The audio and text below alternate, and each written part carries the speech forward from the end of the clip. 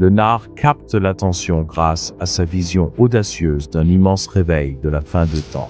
Au cœur de ce mouvement se trouve la conviction que le rétablissement des apôtres et des prophètes est essentiel pour instaurer le royaume de Dieu sur terre. Cette croyance a été et est toujours alimentée par une prophétie du défunt Bob Jones concernant une moisson d'1 milliard d'âmes.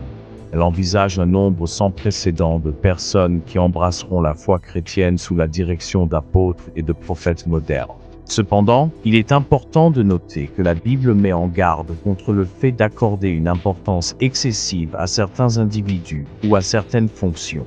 Éphésiens 4, versets 11 à 13, souligne que les apôtres, les prophètes, les évangélistes, les pasteurs et les enseignants ont été donnés pour équiper les saints en vue de l'œuvre du ministère et pour édifier le corps du Christ, jusqu'à ce que tous parviennent à l'unité de la foi et de la connaissance du Fils de Dieu.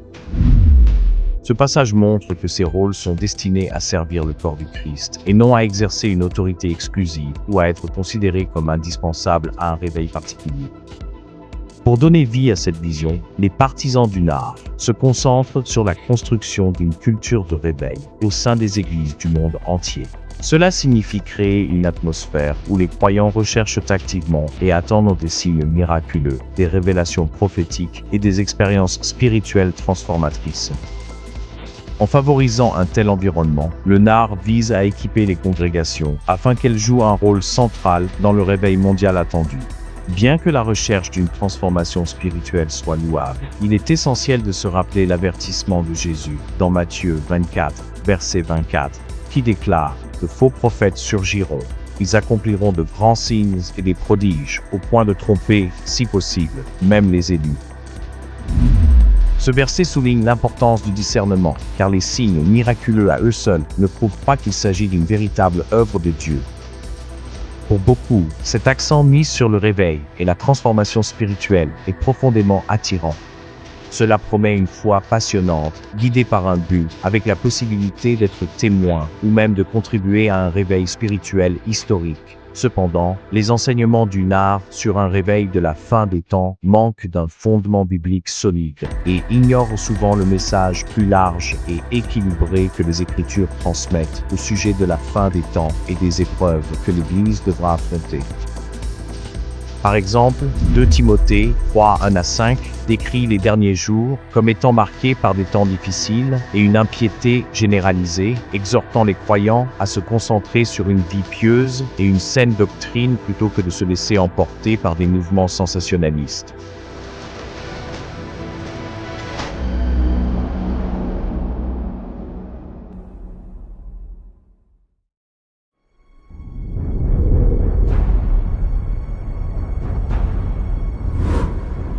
Un autre facteur qui rend le Nard si attrayant est l'idée de révélation fraîche et un sentiment d'exclusivité. Dans le Nard, les dirigeants, appelés apôtres et prophètes, affirment recevoir de nouveaux messages de Dieu, au-delà de ce qui est écrit dans la Bible. C'est ce qu'on appelle la révélation fraîche, qui donne à leurs adeptes l'impression de recevoir des conseils spéciaux et actuels de Dieu, ce qui peut être enthousiasmant et leur donner le sentiment d'être plus proches de Dieu et dans la confidence divine. Cependant, la Bible met l'accent sur la suffisance des Écritures pour connaître la volonté et le cœur de Dieu. Dans 2 Timothée 3, 16 à 17, nous lisons « Toute écriture est inspirée de Dieu et utile pour enseigner, pour convaincre, pour corriger, pour instruire dans la justice, afin que l'homme de Dieu soit accompli et propre à toute bonne œuvre. » Ce passage souligne que la parole de Dieu est complète et équipe pleinement les croyants, ne laissant aucun besoin de révélation extra-biblique. Mais quel rôle la Bible joue-t-elle dans le Nard? La considèrent-ils comme précieuse? Oui, ils affirment accorder une grande valeur à la Bible. Cependant, cette valeur est souvent déformée. Plutôt que d'utiliser la Bible pour discerner véritablement la volonté de Dieu, ils ont tendance à la traiter comme un outil servant à appuyer leurs idées préconçues. Leur interprétation et leur application des Écritures sont fréquemment sorties de leur contexte et manipulées de manière à sembler légitimer leur théologie.